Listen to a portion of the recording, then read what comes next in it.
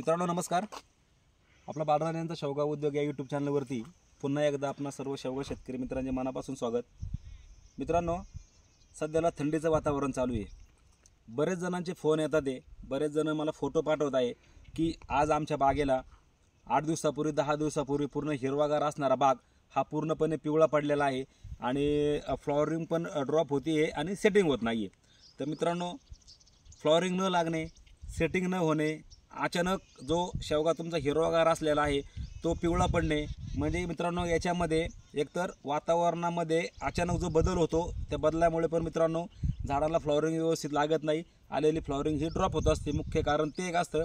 आणि दुसरा एक विषय असा असतो की झाडं पूर्णपणे हिरवीगार असतात, त्यामुळे माणूस थोडासा निवांत राहतो आणि शेवगा शेतीला मनावासे खालून खतं देत नाही किंवा कोणत्या फवारण्या करत नाही मित्रांनो. त्यामुळे पण मित्रांनो बाग हा आपला पिवळा पडत असतो.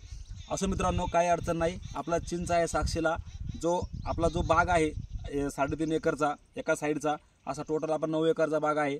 घरापोटील तो एक बाग आहे, चिंचेच्या पलीकडच्या साईडचा एक बाग आहे आणि चिंच आहे साक्षीला हा 3.5 एकरचा मित्रांनो हा एक बाग आहे. आज 30 नोव्हेंबर 2024 रोजी आज माझ्या बागेतील मित्रांनो सेटिंग असेल किंवा पाणी व्यवस्थापन असेल, खत व्यवस्थापन असेल, त्याला केलेल्या फवारण्या असतील किंवा त्याला केलेल्या मित्रांनो छाटण्या असतील, या व्हिडिओमध्ये जेवढे मी काही याला उपाययोजना केलेल्या आहेत त्या उपाययोजना मित्रांनो मी तुम्हाला सांगणार आहे.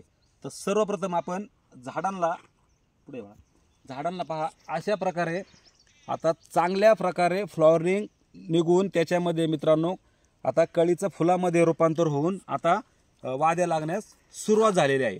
तर आपण काय करत असतो की बागेला ज्या वेळेस आपण फवारणी करत असतो, आपण अनावश्यक टायमाला त्याची फवारणी करतो. ज्यावेळेस फ्लॉवरिंग स्टेजला झाड येतं त्यावेळेस पण आपण फवारणी करतो. तर असं न करता सुरुवातीला मी काय तुम्हाला सांगेल की ज्या वेळेस आपण झाडाला पंजा छाटणी करतो, पंजा छाटणीनंतर मित्रांनो आपण त्याला कीटकनाशक मारणं गरजेचं आहे. जो बाहेर आता खेरणार साहेबांना आम्ही तुम्हाला वारंवार सांगत असतो की आपण शेवगा कट केल्यानंतर आपण तो बाहेर न टाकता मध्ये मित्रांनो आपण त्याला रोटावेटरच्या साहाय्याने आपल्याला तो कट करणं गरजेचं आहे. साहजिकच आहे, तो म्हणजे शेवग्याचे जे काड्या आहेत ते मध्ये गेल्यामुळे मित्रांनो जमिनीचा ऑर्गॅनिक कार्बन हा वाढत असतो आणि सध्याला जमिनीमध्ये लाकडाचं प्रमाण कमी झालेलं आहे मित्रांनो. जमीन ही लाकूड मागत असते, त्याच्यामुळे ऑर्गॅनिक कार्बन तयार होतो आणि त्यासाठी मित्रांनो आपल्या आजूबाजूचा पालापाचोळा असेल किंवा झाडाचं जे खोडवे असेल मित्रांनो ते आपल्याला रोटरने गरजेचं आहे. तर आज पहा माझा पूर्ण बाग आहे मित्रांनो, आज सध्याला फ्लॉवरिंग स्टेजमध्ये आहे. ते पहा 3.5 एकरमधील जो माझा बाग आहे एका साईडला चिंच आहे साक्षीला, तो फ्लॉवरिंग स्टेजमध्ये आहे. त्यासाठी मित्रांनो आपल्याला काय करणं गरजेचं आहे, झाडांना वेळच्या वेळी पाणी देणं गरजेचं आहे. हे पहा आता सेटिंग होऊन मित्रांनो अशा प्रकारे शेंगांना चांगल्या प्रकारे सेटिंगनंतर शेंगा निघण्यास सुरुवात झालेली आहे. शेंगा थोड्या कमी प्रमाणामध्ये आहे कारण थंडीचं प्रमाण यावर्षी भरपूर असं वाढलेलं आहे. त्यामुळं मित्र काय करतात की अनावश्यक खर्च करतात. अनावश्यक खर्च नाही, शेवग्याला थोडाफार खर्च करणं गरजेचं आहे कारण त्याच्यातून आपल्याला उत्पन्न घ्यायचं आहे. तर हे पहा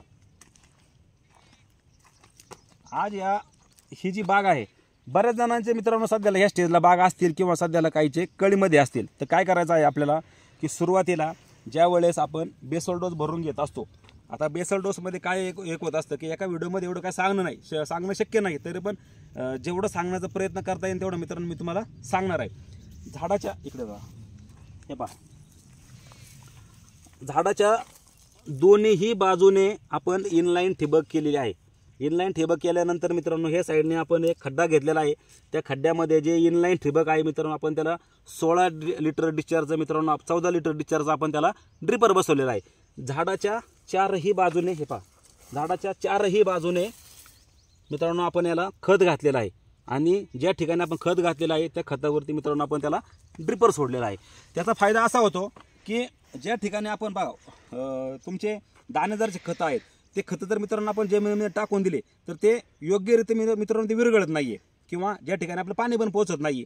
मग आपण ज्यावेळेस पुढच्या वेळेस नवीन खत टाकायला जातो तर ते खतं आहे त्या स्थितीमध्ये आहे ते तसेच असतात, पांढऱ्या प्रकारचे पडलेले असतात. त्यासाठी आपण काय करायचं की ज्या ठिकाणी आपण खत टाकणार आहे त्या खतावरती मित्रांनो आपण ड्रिपर हे सोडणं गरजेचं आहे.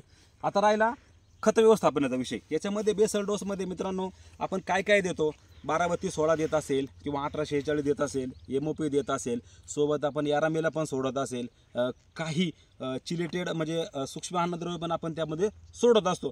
तर विविध प्रकारे विविध शेतकरी विविध प्रकारचे त्याच्यामध्ये मायक्रोन्यूट्रन्स भरतात आणि बेसल डोस तयार करतात. तर माझा कसा बेसल डोस तयार करतो मित्रांनो, हे मी तुम्हाला मी जो नंबर दिला आहे त्या नंबरवरती मला फोन करा. तुमच्या झाडांची स्टेज पाहून मित्रांनो मी ते तुम्हाला सांगणार आहे. आता पुढं आल्यानंतर आपण झाडाची हे पहा, आता झाडाला चांगल्या प्रकारे मित्रांनो सेटिंग आणि शेंगा निघण्यास सुरुवात झालेली आहे. हे पहा, आपण पंजा छाटणी तिथे दाखव, पंजा छाटणी 3 फुटावरती केल्यानंतर मित्रांनो आपण पुन्हा एकदा याचा या ठिकाणी आपण शेंडा स्टॉप केलेला आहे. हे तुम्ही पाहू शकता. शेंडा स्टॉप केल्यानंतर थोडं पाठीमागे शेंडा स्टॉप केल्यानंतर एकाच फांदीला भरपूर प्रकारचे मित्रांनो असे फ्लॉवरिंग आणि सेटिंग होण्यास आता सुरुवात झालेली आहे. तर काय करायचं, ज्यावेळेस आपला बाग आपण शेंडा स्टॉप करतो, शेंडा स्टॉप केल्यानंतर ज्यावेळेस तो अनावश्यक हाईटला जात असेल मित्रांनो, त्याच्यामध्ये नायट्रोजनचं प्रमाण माझ्या मते तरी जास्त होत असतं. त्यामुळे तो अनावश्यकपणे शेवगा असा विखुरला जातो आणि तो एकदम स्पीडने मित्रांनो हा बाहेर जात असतो. त्याच्यामुळे आपण त्याला शेंडा स्टॉप करणं पण गरजेचं आहे. 2 वेळेस करा, 3 वेळेस करा किंवा 4 वेळेस करा, पण ज्यावेळेस तुमचं वातावरण पाहून मित्रांनो तुम्ही शेंडा स्टॉप करणं एक गरजेचं आहे. हे पहा, आता त्याच्यामध्ये दिदी दाखव मधमाशी आली बागेमध्ये. हे पहा, आता बागेमध्ये थंडीमध्ये पण मधमाशी आता येण्यास सुरुवात झालेली आहे. याचं काय कारण आहे की मी फ्लॉवरिंग स्टेजवरती ज्यावेळेस बाग माझा येतो त्यावेळेस मी अनावश्यक हे स्प्रे टाळतो. ते स्प्रे टाळल्यामुळे काय होतं की मधमाशीला हानी पोचत नाही आणि मधमाशी आपल्या बागेमध्ये व्यवस्थितपणे येते. ज्यावेळेस मित्रांनो मधमाशी जेवढी आपल्या बागेमध्ये ॲक्टिव्ह राहील सकाळच्या वेळेस, तेवढं आपल्याला बाग ही चांगल्या प्रकारे सेटिंग होणार आहे.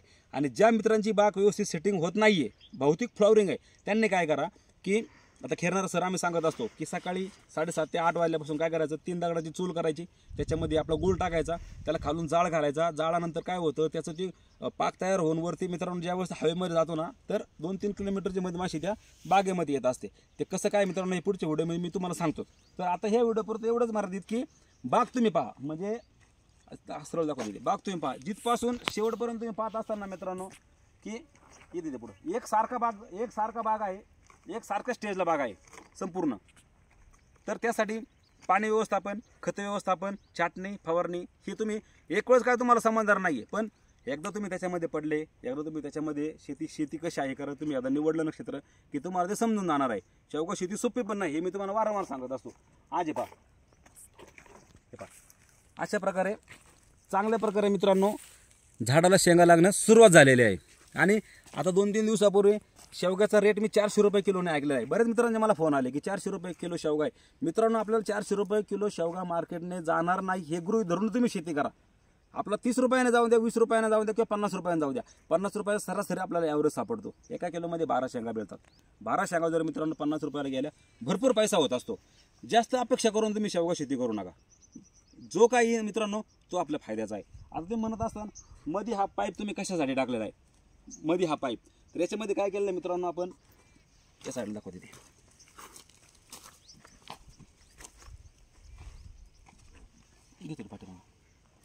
हे पहा, हे साईडने आपण रेन पाईप टाकलेला आहे 32 mm चा. आपण काय करत असतो की ज्या वेळेस दोनही साईडला पाणी देत असतो ना मित्रांनो, त्यावेळेस काय होतं की फ्लडने पाणी देणं आपल्याला शक्य होत नाही, कारण प्रत्येकाची जमीन ही काय एकसारखी नसते. आणि त्याच्यामुळे काय होत असतं की एका ठिकाणी जास्त पाणी दिलं की दुसऱ्या साईडने येईपर्यंत मित्रांनो एका साईडला पाणी ते पूर्ण साचून राहतं. त्याच्यामुळे काय होतं की जास्त पाणी साचल्यामुळे शेवग्याला अनावश्यक पाणी आलं, शेंडावर जाणे, आलेले फ्लॉवरिंग ड्रॉप होणे. त्यासाठी मी ह्या वर्षी नवीन प्रयोग केला आहे. आतमध्ये एका बागेमध्ये मित्रांनो मी कांदा पण केला आहे. मी तुम्हाला पुढचा व्हिडिओ तो पण दाखवतो. आता कांदा 2-3 दिवसांनी माझा निघणार आहे.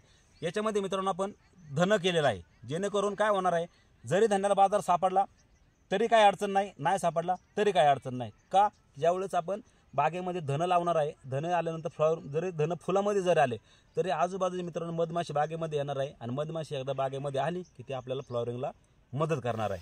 तर असं मित्रांनो आजच्या या व्हिडिओपुरतं एवढंच मर्यादित. उद्यापासून कंटिन्यू 2-3 दिवसापासून आपले कंटिन्यू व्हिडिओ येतील. माझे काही काम असल्यामुळे मध्ये जमलं नाही व्हिडिओ टाकण्याला, त्यामुळं. आणि ज्या मित्रांनी म्हणजे मला विचारून बाग ठेवलेली आहे किंवा आम्हाला केरना साहेब असेल किंवा बाकीचे काही मित्र असतील, राजुल बोर्डे सर असतील, तिथं सागर टेमकर आहेत, भरपूर ठिकाणी मित्र आहेत, त्यांना विचारून जर त्यांच्या अंडरमध्ये जर मित्रांनो बाग असेल ना, तर माझ्या मते बहुतांश मित्रांचा आज बाग या स्टेजला आलेला आहे. कारण गेली 6 ते 7 वर्ष आम्ही शेवगा शेती करत आहे. शेती करत असताना आम्हाला आलेल्या अडीअडचणी आम्ही मित्रांसोबत शेअर करतो. ठीक आहे, काहींना चांगले वाटतात, काहींना वाईट वाटतात. हा ज्याचा त्याचा पाहण्याचा हा दृष्टिकोन असतो. आपण कोणाचा दृष्टिकोन कधी चेंज करू शकत नाही मित्रांनो. ठीक आहे, त्या बागेपुरतं मित्रांनो या व्हिडिओमध्ये मी संपूर्ण सांगितले आहे की काय काय उपाययोजना केल्या, पण त्या परफेक्ट कशा केलेल्या आहेत, खत व्यवस्थापन कसं केलं आहे त्याचा एक व्हिडिओ तुम्हाला पाठवतो. फ्लॉवरिंग कशी केलेली आहे त्याचा एक व्हिडिओ तुम्हाला पाठवतो. छाटणी कोणत्या प्रकारे केलेली आहे तो एक तुम्हाला व्हिडिओ असणार आहे. पॅकिंग कशी करणार आहे तो तुम्हाला व्हिडिओ पाठवेल. पाणी चालू केल्यानंतर पाणी किती दिवसांना द्यायचं याचं पण तुम्हाला मित्रांनो मी संपूर्ण व्हिडिओ पाठवणार आहे. बऱ्याच मित्रांचे फोन आले की बाळराजे आम्हाला तुमच्या बागेतला व्हिडिओ बनवून पाठवा, एकदा यूट्यूबला व्हिडिओ टाका, त्याचा फायदा आम्हाला होत असतो, कारण आम्ही तुमचे व्हिडिओ पाहून तुम्हाला फॉलो करून आम्ही शेती करत असतो. तर धन्यवाद त्या मित्रांचे की ज्यांनी बाळराजावरती विश्वास टाकून शेती केली आणि चांगल्या प्रकारे मित्रांनो ते पैसे कमवत आहेत. असं मित्रांनो या व्हिडिओपुरतं एवढंच मर्यादित. काही शंका असतील तर दिलेल्या नंबरवरती फोन करा. फोन मित्रांनो शक्यतो दिवसामध्ये करा, रात्री बेरात्री कोणी फोन करू नका. धन्यवाद.